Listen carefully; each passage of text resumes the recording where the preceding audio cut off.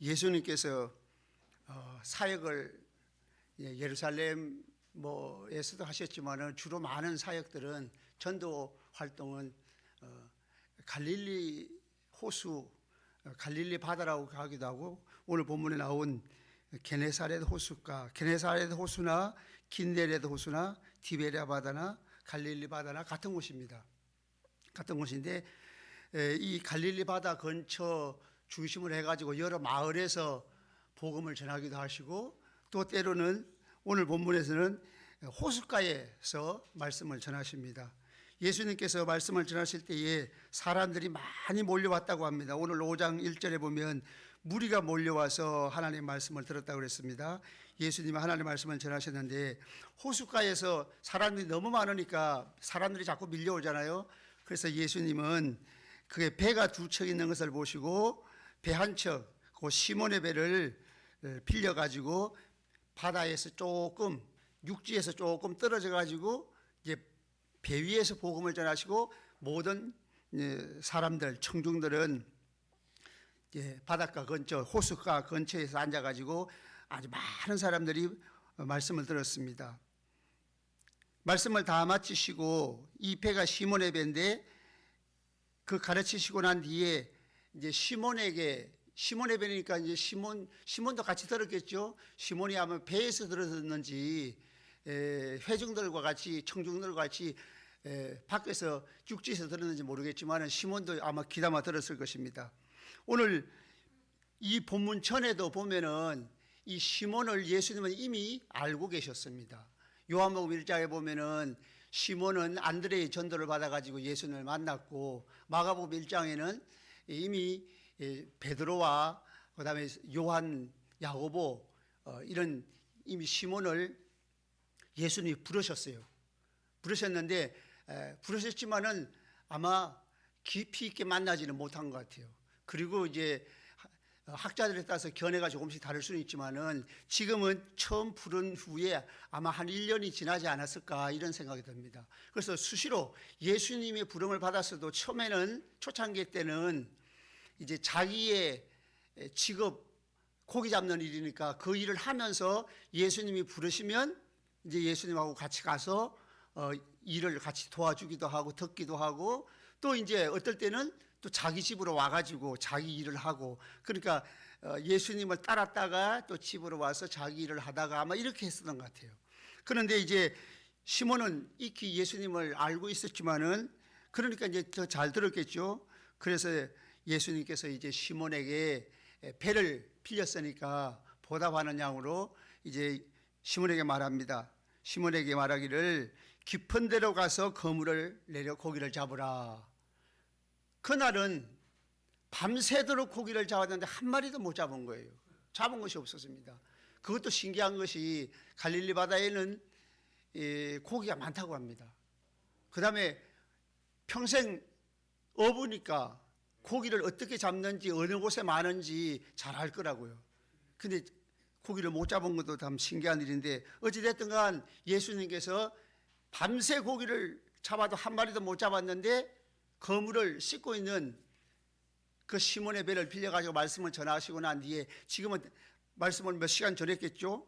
그러면 이제 대낮입니다. 아침에 그물을 씻었으니까 대낮인데 보통 사람들은 갈릴리 바다에 고기 잡는 사람들이 밤에 고기를 잡는다고 합니다. 밤에 주로 고기를 잡는데 지금 대낮인데 예수님께서 깊은 데로 가서 그물을 내려 고기를 잡으라 이렇게 말씀을 하십니다. 그런데 결과가 어떻게 됐습니까?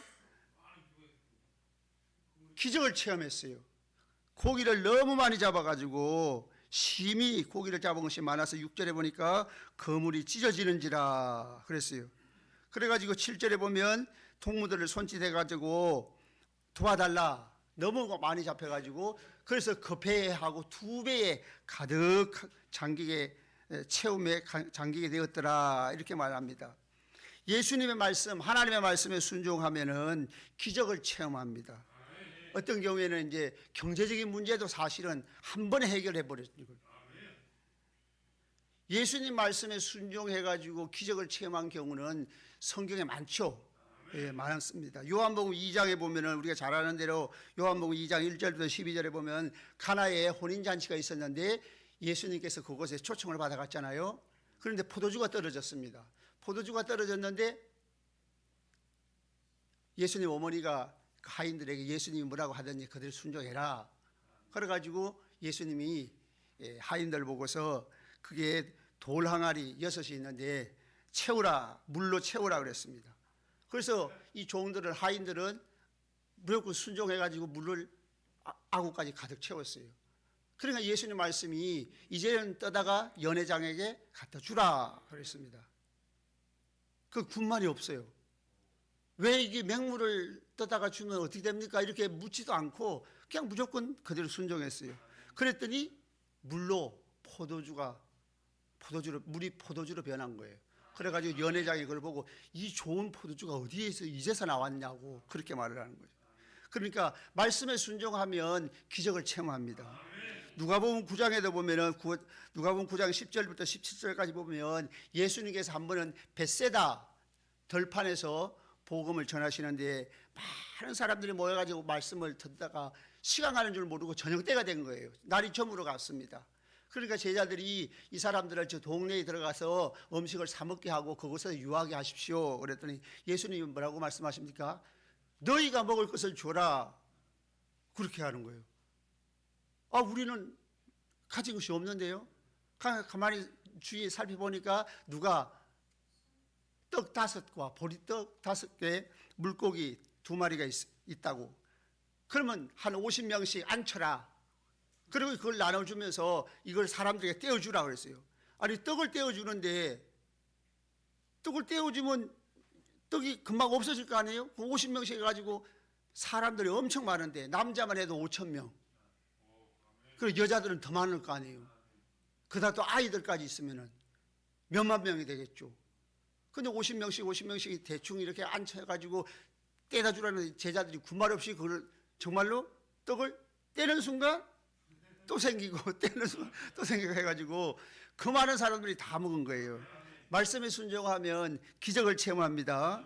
예, 우리가 또 잘 아는 열왕기하 4장 1절부터 7절까지 보면 엘리사의 제자 중에 한 제자가 있는데 그 제자의 아내가 와가지고 그 제자가 죽고 난 뒤에 빚이 많이 졌다는 거죠.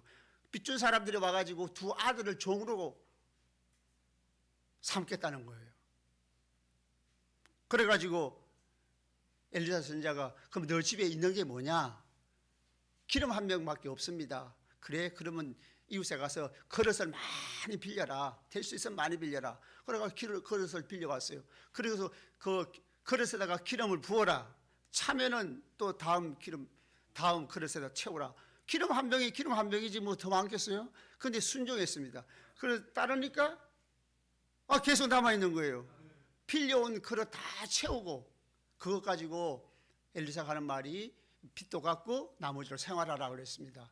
말씀에 순종하면 기적이 일어납니다. 근데 중요한 건 뭐냐 하면 오늘 본문에 와가지고 다시 물고기를 많이 잡았으면은 큰 기적을 체험했는데 베드로는 배 한 번 빌려주고 수지 맞은 거죠. 그런데 베드로가 하는 태도를 보면은 또 그렇게 하고 싶어 하는 마음이 없어진 거예요. 우리 같으면 뭐라고 하겠어요? 예수님 동업합시다. 내가 배를 잡을 테니까 예수님이 어느 곳에 지시만 하시면 내가 그곳에 가서 잡으면 물고기를 계속 많이 잡으면 거부가 되지 않겠습니까? 그래서 예수님에게 베드로는 동업을 제한하지도 않고 부자 되는 것에 관심이 없었어요. 예수님의 말씀에 순종하고 말씀을 통하여 예수님을 만난 다음에는 우리 같으면은 계속 기적을 요구할 거예요. 한번 기적 체험하면 우리가 이제 다니엘 기도 때 주로 그 간증하는 사람들 다 기적이잖아요. 기적만 요구하면 안 됩니다. 이스라엘 백성들이 광야에서 기적을 체험했죠. 만나와 메추라기를 계속 먹여줬어요. 그런데 가나안 땅에 들어가서는 만나와 메추라기가 끊어졌어요. 초창기 때는 기적을 많이 체험하게 해주셔도 하나님의 목적은 기적을 체험하는 게 목적이 아닙니다. 그게 목적이 아니에요. 광야 생활 동안에는 기적을 체험했지만은 가나안 땅에 들어가서는 농사를 지어가지고 수고하고 땀을 흘려서 하나님이 비를 주는 걸 통해가지고 농사 지어서 그것 가지고 하나님 앞에 11조하고 천열매도 드리고 생활하도록 그렇게 한 거예요. 이 제자 베드로도 고기를 엄청 많이 거물이 찢어질 정도로 많이 잡았는데 계속해서 물질적인 부자가 되려고 하는 욕심, 기적을 체험하려고 하는 그런 마음이 없어졌습니다. 예수님을 만난 사람은 어떤 특징이 있느냐 하면은 오늘 본문에 보니까 8절에 보면은 우리가 8절을 다시 한번 읽어보겠습니다. 8절 다 같이 시작.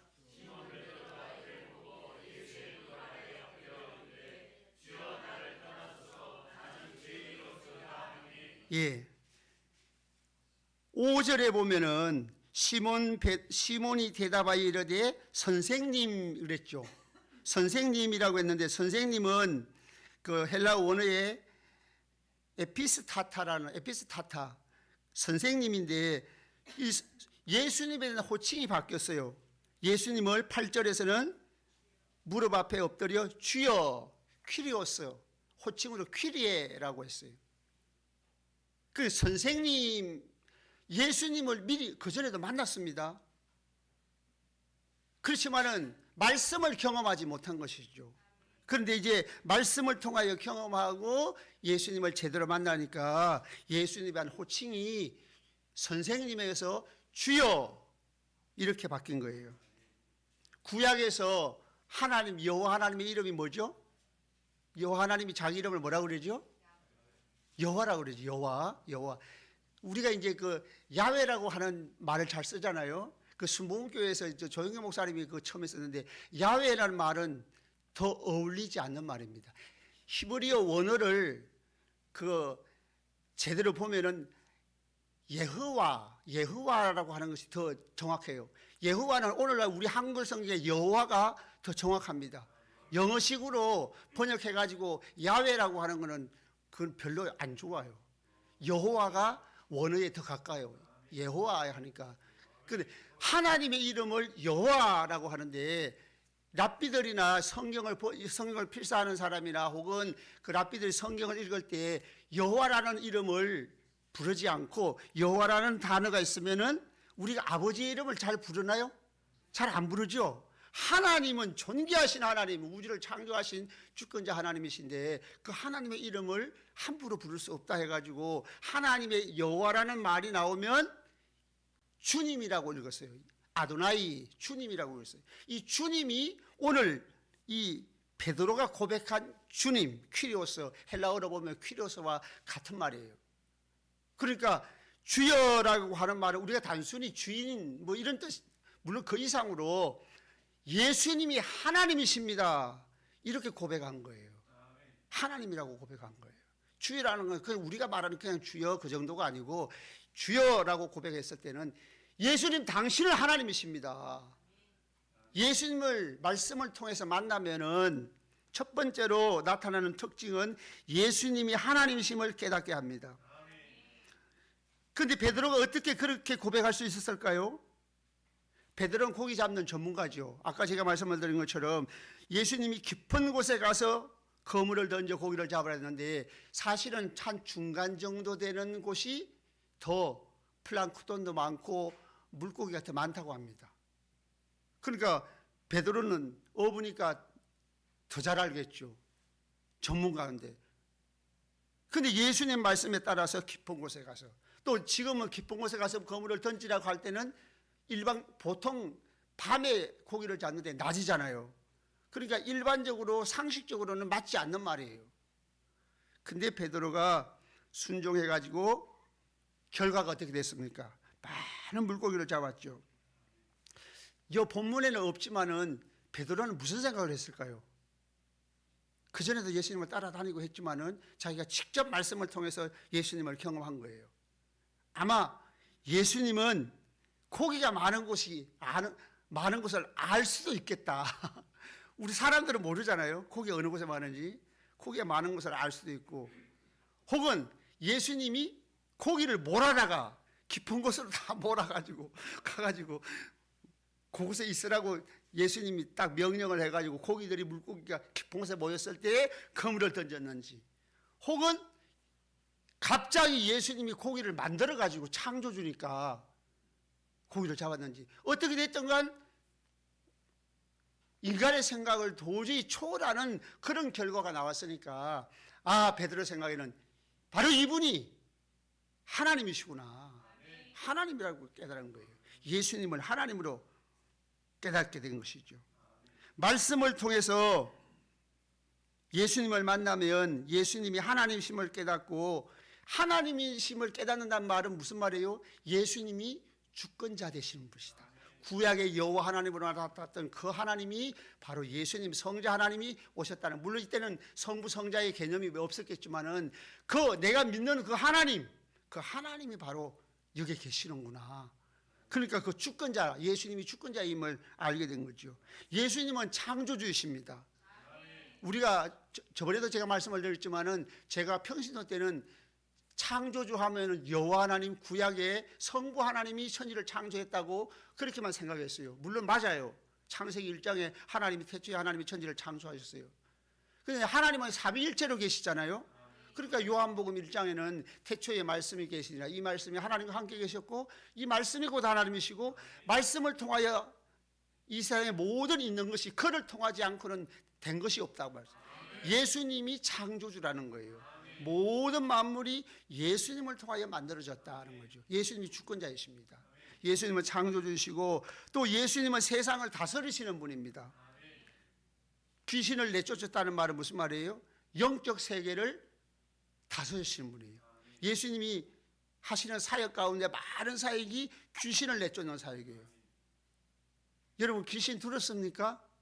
어떤 사람들은 귀신이 예수를 믿어도 물론 어떨 때는 두려운 마음이 있을 수가 있어요. 혼자 가만히 방이라도 어두운데 그런 데 가면 좀 뭐 예수를 믿어도 좀 마음이 좀 그럴 수는 있겠죠. 그러나 우리가 일반적으로 생각할 때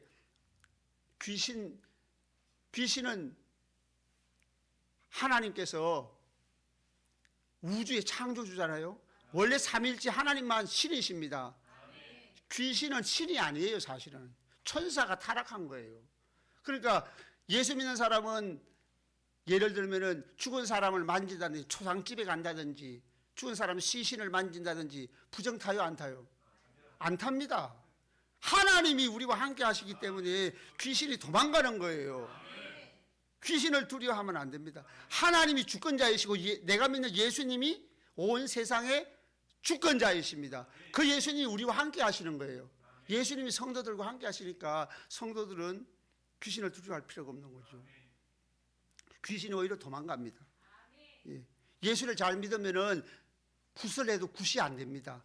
가짜 무당한테는 굿이 되겠지만은 진짜 무당, 신을 받은 진짜 무당한테는 예수 믿는 사람은 금방 알아보고, 여기 예수 믿는 사람 있으면 남의 사업 방해하지 말고 가세요. 왜냐하면 귀신이 예수 믿는 사람을 가면 다 도망가고 쩔쩔매니까 굿이 안 되는 거예요. 그러니까 귀신을 무서워하지 말고, 우리는 무엇으로부터 부정을 안 탑니다. 하나님이 함께 하시는 거예요. 초상집이고 뭐 시신을 만질 일이 있으면 만지고, 뭐 염을 할 일이 있으면, 목사님들이 요즘은 염을 안 하지만 옛날에는 뭐 목사님들 다 염했어요. 그러니까 그런 것들은 두려워할 필요가 없어요. 예수 믿는 사람은 담대할 수 있습니다. 예수님이 세상을 다스리는 영적 세계를 통치하시고 자연계도 통치하시죠. 예수님이 바다와 바람을 잔잔하게 하셨잖아요. 파도가, 그러니까 영적 세계를 주관하시고 다스리시고 물질 세계도 다스리시는 분, 그 다음에 사람을 다스리시는 분이, 사람의 생사화복, 사람이 물론 게으르면 안 되겠지만 노력을 해도 누가 함께 하셔야 돼요? 하나님이 함께 하셔야 되죠. 사람의 생사화복을 주관하시고 또 나라의 흥망성쇠를 주관하시는 분, 역사의 주관자가 되시는 분. 그래서 예수님은 온 세상을 다스리시는 통치자이십니다. 주권자이시죠. 그리고 예수님은 심판주이십니다. 요한복음 5장 22절, 23절, 그리고 27절과 30절에 보면은 예수님께서 몸을 입고 이 세상에 오신 것, 인자됨을 인하여 우리의 죄를 위하여 속죄의 제물이 되기 위하여 이 세상에 몸을 입고 오셨는 것 때문에 하나님 아버지가 세상 심판하는 권세를 예수님에게 맡기셨어요. 그래서 예수님은 창조주이시고 온 세상을 통치하시는 분이시고 심판하시는 분이십니다. 예수님이 하나님이시고 주권자이십니다. 예. 그러니까 예수님이 하나님이심을 깨닫고 주권자이심을 깨닫게 되면은 어떤 삶을 살게 될까요? 예수님이 주인된 삶을 살 수밖에 없는 것이죠. 두 번째로 말씀을 통해 예수님을 만나면 자신이 죄인임을 깨닫게 됩니다. 5장 8절 하반절에 보면 주여 나를 떠나소서 나는 죄인으로소이다. 예수님이 하나님이신 것을 깨닫고 두 번째는 자신이 죄인인 것을 깨닫게 됩니다. 예수님을 참으로 만나면 주권자 앞에 서 있는 자기 자신을 바라보게 되죠. 세상 사람들은 어떤 사람을 평가할 때 상대적으로 평가합니다. 자기를 기준으로 해가지고 자기보다 도덕적으로 조금 못한 사람은 세상에 저렇게 살면 사람 노릇에 저렇게 살아야 되겠어? 그렇게 하고 자기보다 조금 도덕적으로 우월한 사람은 야, 그 사람 참 좋은 사람이야 이렇게 얘기하잖아요. 그 평가가 자기가 중심이 됩니다. 그렇지만 하나님은 평가를 어떻게 하십니까? 절대평가를 하십니다. 온전하신 하나님의 앞에서는 죄인이 아닌 사람이 아무도 없습니다. 그러므로 예수님을 만나면 자신이 불못에 들어갈 죄인임을 깨닫게 됩니다. 그래서 하나님 앞에서도 겸손하게 되고 사람 앞에서도 겸손하게 됩니다. 구원의 첫 단계는 자신이 죄인임을 깨닫는 데서부터 시작됩니다. 그래서 자기가 죄인인 것을 깊이 깨달아야 구세주가 필요한 거예요. 교회를 오래 다녀도 예를 들면 교회를 50년, 60년 다니고 집사가 되고 장로가 되고 목사가 됐어도 자기 자신이 깊은 죄인, 지옥 불못에 들어갈 수밖에 없는 죄인이라는 사실을 한 번도 깨달은 적이 없으면 아직 천국 못 갑니다. 예수 믿는 것이 아직까지는 예수님을 그냥 위대한 스승쯤으로 생각하는 거예요. 예수님은 이 세상에 왜 오셨습니까? 죄인을 위해서 오신 거예요. 그러니까 자기가 깊이 나는 죽을 수밖에 없어. 나는 지옥 갈 수밖에 없다. 나는 불못에 들어갈 수밖에 없다. 철저하게 내가 죄인인 것을 깨닫는 사람은 신학의 첫걸음을 디디는 거예요. 그런 사람은 누구를 찾게 될까요? 자기 죄를 해결해 주실 분을 찾게 되죠. 그분이 바로 예수님이십니다. 그러니까 자기 죄를 깊이 깨닫는 그 구세주가 필요한 그 죄를 깨닫는 것이 중요합니다. 이사야서 6장에 보면 1절부터 5절까지 이사야는 하나님을 만났을 때에 자기가 죄인임을 깨달았어요. 나는 입술이 부정한 자요 부정한 입술이 부정한 백성 중에 거한다. 자기 죄를 깨달은 거예요. 사도 바울은 어떻게 했습니까? 사도 바울은 예수님을 만난 이후에 물론 여러 가지 사역을 하시고 나중에 고백한 것이 나는 죄인 중에 괴수로다 그랬어요. 예수님을 만난 사람의 특징은 사도 바울은 우리가 볼 때에 죄를 지은 게 별로 없어요. 예수님을 만나기 전에도 율법적으로 철저하게 살려고 했던 사람이에요. 근데 자기가 죄인 중에 괴수다. 저도 제가 생각할 때는 이 온 우주의 아담과 하와 때부터 예수님 재림할 때까지 이 세상에 존재하는 모든 사람 중에서 내가 제일 큰 죄인 같아요. 예수님을 만난 사람의 특징은 자기가 깊은 죄인인 것을 깨닫게 된다는 것입니다. 자신이 불못에 들어갈 수밖에 없는 죄인임을 깨달았을 때에 이때에 우리는 걱정하고 낙심할 필요는 없습니다. 왜냐하면 예수님 앞에 나오면 예수님 우리를 용서해 주십니다. 우리는 이미 예수님 앞에 나온 줄로 믿습니다. 예수님께서 우리의 모든 죄를 다 담당하시고 십자가에서 죽으심으로 말미암아 우리 죄값을 다 치르셨어요. 그래서 우리 죄값이 다 치루어졌기 때문에 우리는 하나님의 소유된 백성으로서 영원한 천국의 상속자가 된 줄로 믿습니다. 자신이 죄인임을 깨닫고 주님의 보혈의 은혜로 용서받은 사람은 어떻게 될까요? 예수님을 사랑하게 되죠. 나의 이와 같은 죄를 용서해 주셨구나. 많은 죄를 용서받은 사람은 더 많이 예수님을 사랑하게 됩니다. 적게 용서받은 사람은 죄가 적은 것이 아니고 적게 깨달았을 뿐이에요.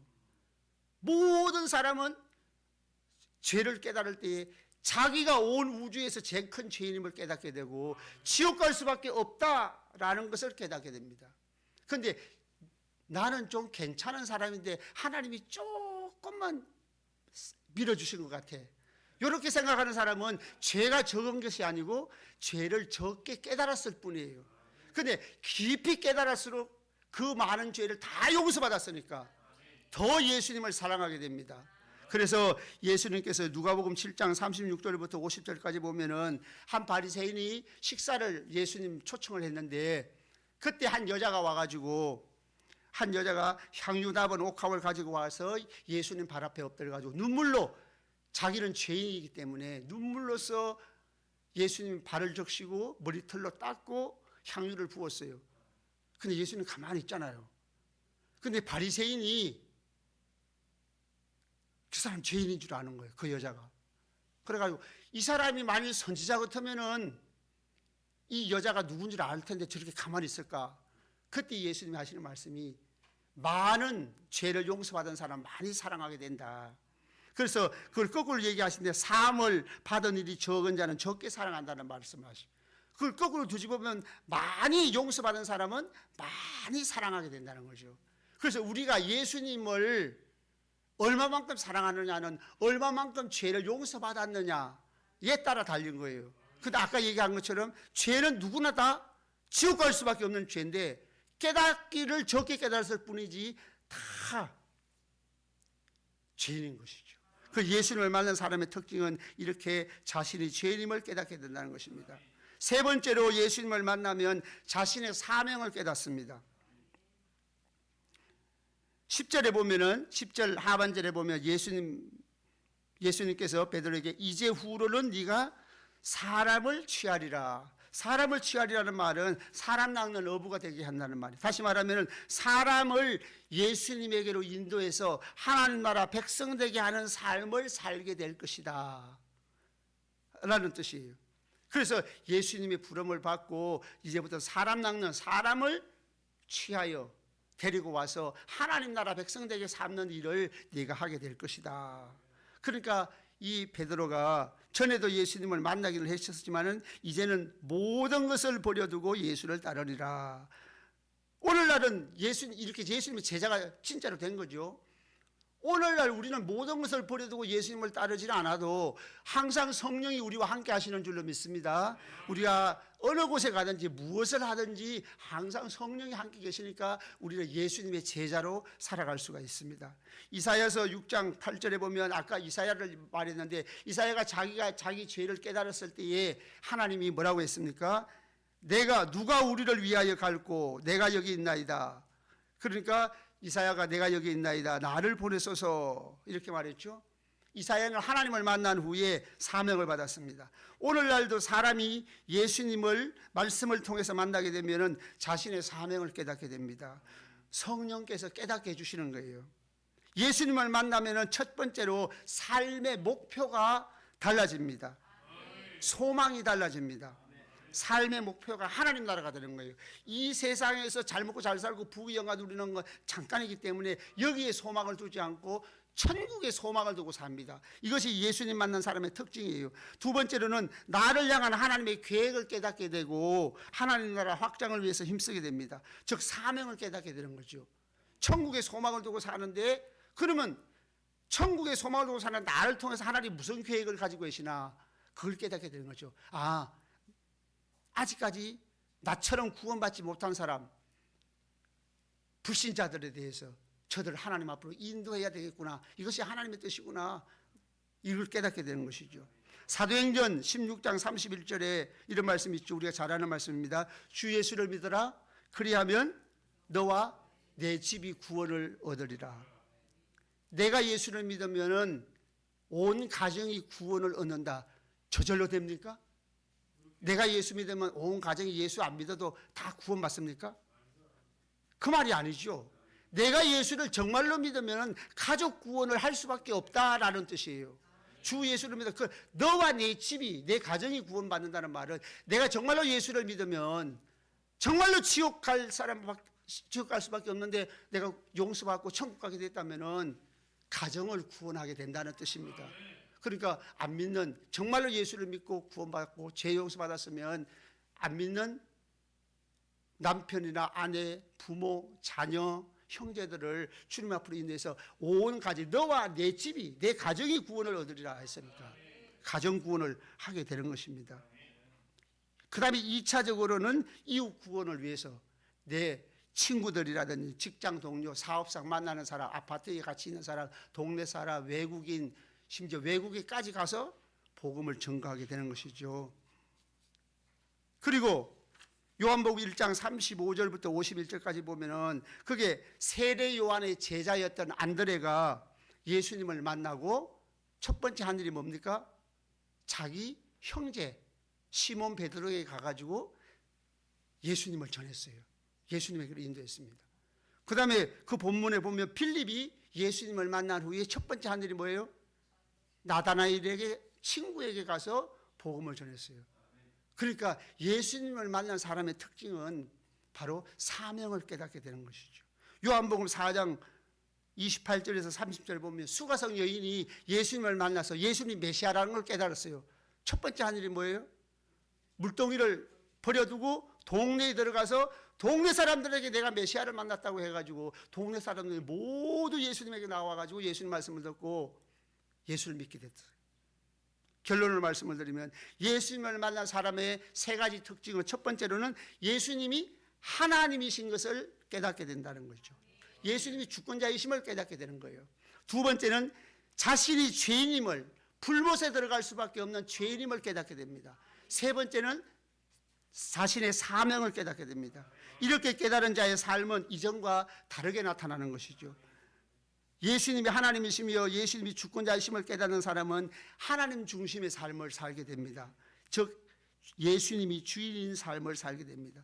그 다음에 자신이 깊은 죄인임을 깨닫게 되는 사람은 죄가 용서받았으니까 예수님을 사랑하게 됩니다. 세 번째로 자신의 사명을 깨닫는 사람은 하나님 나라 천국의 소망을 두고 사명을 다하며 살게 될 것입니다. 우리 모두에게 예수님을 만난 자의 특징이 잘 나타날 수 있기를 주의 이름으로 축원합니다. 기도하겠습니다.